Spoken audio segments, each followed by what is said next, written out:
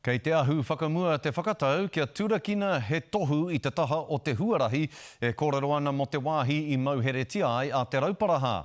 Hei tā Ngāti Toa Rangatira, he mahi tēnei e tika ana kia mahia, hei whakapai i ngā he me ngā hara o mua.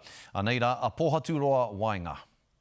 He ingoa whakawehi i te mana whenua o Ngāti Toa Rangatira. He ingoa kore take mo mātou miki kei te kāinga Ngāti Toa. Ko te āhua miki o te tehi ingoa, he ingoa Pākehā. Engari ko te ingoa o te kaipoke, miki he tahainia tō mātou nei Rangatira i taua wā ko te rauparaha. He nui ngā wawata o Ngāti Toa ki te whakatika i ngā kōrero me ngā hara a te karauna i roto i ngā ingoa kua tapaina mo te taone o Porirua. Hei tirohanga me ki te kaupapa a Ngāti Toa, ka tuku ana he ingoa hau. Mahi ana kōrua mātou ki te kawana, ki te kaunihira Porirua, rawa ko te iwi tēnei.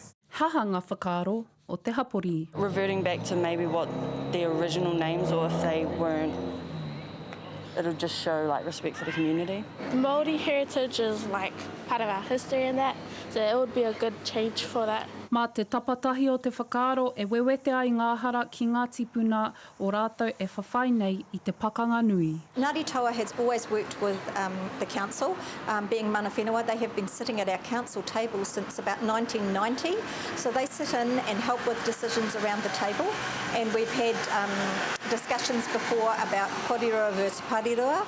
They were more worried about changing Calliope Street, obviously the name of that, because that was the street that most affected because it held Te Rauparaha. Kei te whānui te titiro o tēnei kaunihera. Yes, I do think he was wrongfully charged. Governor Gray wanted to confiscate his land, and when he didn't, he imprisoned him on Calliope, which was wrong, and that's why the government have now apologised. So I do think now that they have apologised, we are moving on, and the changing of Calliope will help, obviously, Ngāti Toa move forward.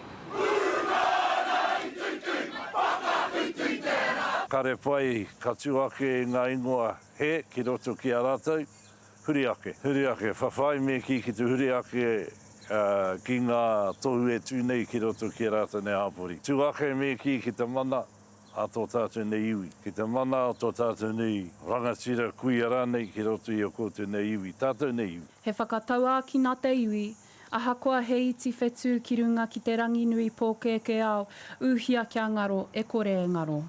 Pohaturoa Wainga, Te Karere.